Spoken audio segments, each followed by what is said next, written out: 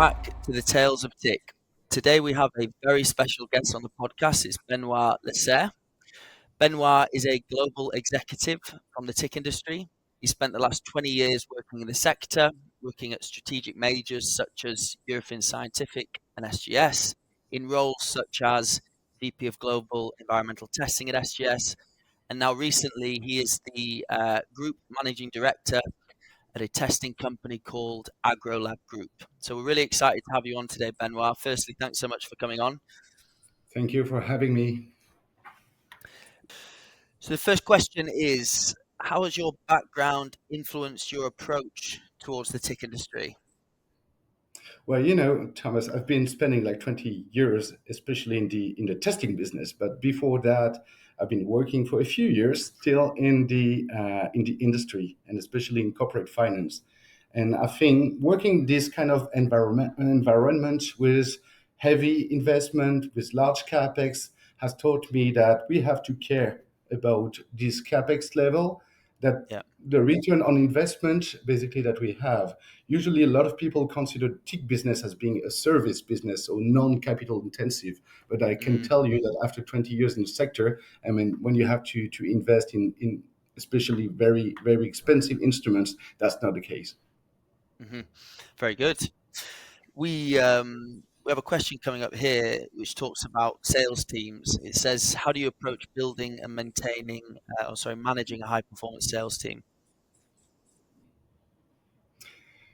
Well, that's not easy because we are coming from a sector which used to be easy to sell. Mm, We have a lot of normative topics, and that's not really the case anymore. I mean, what we have, and I think that's one of the change over the last 10 years, especially in testing business, is that now we really have to justify basically the difference we make with the competition. So if you want to have mm, a real good sales team, the first thing is to define who you want to be and to define what your value proposition is. First thing, and this can only be done knowing your customers and in collaboration with the sales team. Second thing, yeah. your people, your salespeople have to be convinced. If they believe that, okay, well, you tell me to sell this at this price, but anyway, my competitor is gonna sell it for half the price, then I mean, you will never be successful. So have your team be convinced about the value proposition, and then basically they are gonna do some good job on the ground. And obviously, you have also to build on your assets when you have a good seller. Not everybody is a good seller. Some of them are really technical, but Yeah. not that good at closing contract. When you have a good seller, a good asset, then you have to build on this guy. Yeah, we've definitely, as a recruitment partner, we've seen a massive up hike in the need for hunters in this industry, more than I've ever seen. I think that's being influenced as well by some of the buy and build businesses that are acquiring, these founder-owned organizations that have typically never pushed the front-end sales function. They're more repeat and product. Um, but as you said, because of the competition and everything involved, yeah, sales is becoming, I think, a really hot topic across the industry now. And if we're critical, maybe an area that wasn't as good as it could have been, maybe because of complacency, ease to sell, those sorts of things. So yeah, we see a massive increase in volume of requirements around good salespeople in this sector. Yeah, definitely. Everything starts with sales. Huh? Yeah, for sure, exactly. Work it out afterwards. What about on the ops side then? How do you define operational excellence within your organization? Well, that's a very good question because it relates to your previous question, basically. I mean, you can only have a good value proposition if you're trending at least to operational excellence. Um, and I am a laboratory guy. I'm not. Yeah, I'm not going to talk about the rest of the TIC sector. In the lab, for me, it's very clear. You need to have the best tools and the best instruments. If you don't have the right means of production, it's not going to work. And this includes also all the automation that can be put in place. I mean, that's a really hot topic at the moment. First thing. Second thing, you need to have the best process. It's not enough basically to have the best instrument. You need to have the best process and and to produce efficiently. I mean, what we are doing is production, is tailor-made production. Not Yeah. every samples are the same, but we have to be extremely well organized. Well, just in order to decrease our production cost and be able to offer the best service for the best price to our customers. And eventually, and that's a key point, we need to have the best IT. So the best Mm. IT to accompany you through the production process. That's one. That's what we call LIMS, but that's also ERP. But also the best IT to help you deal with the data, and to provide the best service. That's very important because eventually what we are is nothing more than a data provider to our customers. Perfect. Super succinct. Yeah, that was clear. Um, Next question. Can you provide an overview of the company's history and how it's evolved over time? Yeah, absolutely. I mean, that's almost a 40-year story because we are celebrating our 40th anniversary next year. Wow. Agolab was born in 87 in Bavaria in Germany, funded by our still main shareholder, Yeah. Paul Wimmer, as a lab for agriculture. Basically, his idea at the moment was to provide a service. Well, this sounds a bit obvious today, but to provide the best service for agricultural soil testing Yeah. with the help of IT. And don't forget that in Mm. '87 IT was not the same as today, right? Yeah. Yeah. And so the company developed in this field for a few years, diversified in the '90s in environmental testing, and grew very fast in this sector. The move to food and feed sector happened in the early 2000s, mostly in Germany. So at the time, we're talking about development, Germany, Austria, a little bit, but I mean, in neighboring countries and German speaking countries, as I would say. The first move abroad was in 2009 with the acquisition we made in Spain. And then the 2010s years basically were the moment for expansion to several countries in Europe. Nowadays, we are covering 10 countries. We're present in 10 countries and we're covering most of Europe. And we have a bit more than 30 different laboratories and say around 2,500 people for a revenue of around about 300 million euros. Happy days. Very good. Yeah, it's definitely a unique company. There's, as you know, the industry is very consolidated. So to have an independent player at your size, I think's quite unique. I hope it stays the same. Yeah, yeah, exactly. Everything's trying to be bought at the minute in the TIC industry, Yeah. so we'll keep our eyes peeled for your journey with agro. Um, how is digitalization and automation impacting the TIC industry? And from that, where do you think the opportunities are? Sorry. Well, I believe this is a game changer. As I Mm. told you, I mean, first of all, as laboratories, but in general for the TIC industry, what we are is data provider.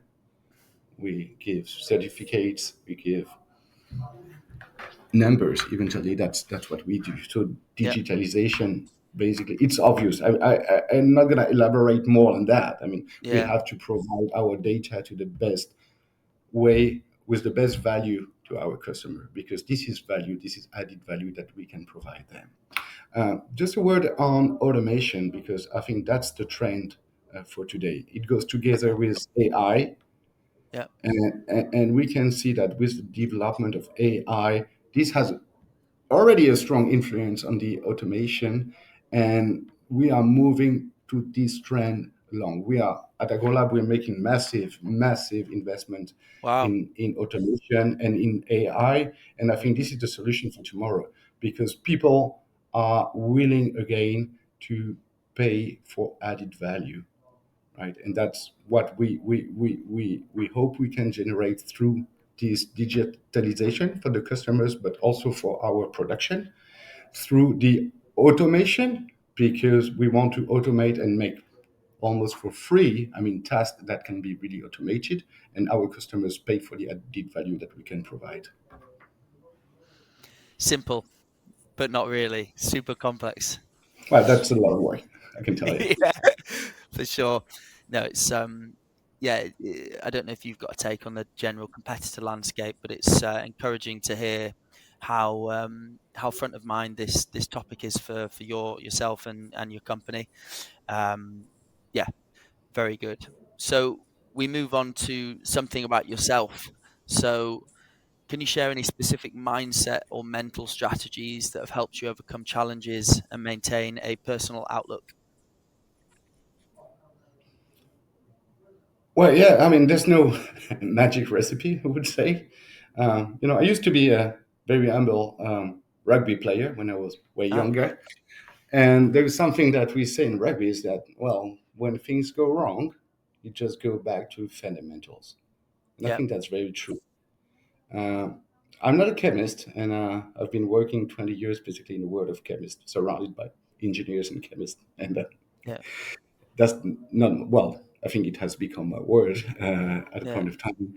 But getting back to the fundamentals, being simple, okay, try to analyze the situation, simplify, sometimes oversimplify the situation.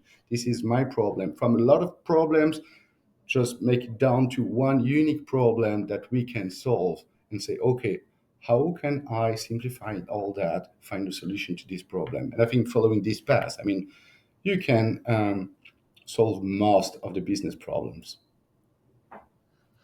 100%. I think personally as well, like you can only control what you can control, and you're saying about going to fundamentals. Well, the fundamentals of your day is to just do as much as you can in the best way you can each day, over and over and over again, and more positive things come around. Um, I think it means also prioritizing basically what you do. I mean, yeah, stop some project. If you have too much to do, you have some difficulties, then you stop some project and you get yeah, back basically to where you're good at. A lot of companies are experiencing difficulties because they want to be everything everywhere. that's right. And that's basically, I think that's not a good idea. And that's what we're trying to do at AgroLab also. Selecting where we want to go, but be good at what we do. 100%. Well, we've seen that trend. I've been thinking that for a long time. It's felt like the magpie effect, where if there's anything shiny, everyone runs towards it. But what's happened is, you've got your big strategic tick players that just do everything, but maybe aren't the best in the world in anything. Mm. So we see, portfolio management a lot of the minute, don't we, as part of the visions of these big companies and divestments and compounding in certain areas. And we definitely see that you guys have nailed it, and been super focused in what you've done. Um, At least if you, that's what we're trying to do. yeah, well, it comes across. I mean, just even in terms of breadth of portfolio, it comes across. I mean, to get to those numbers of revenue that you referenced in a few key core markets just shows how much compounding you guys have done in those niches. Um, if you could look back in time and give advice to your 21-year-old self, what would that be? Well, I mean, if I would look back, I wouldn't see the same thing as what I see today.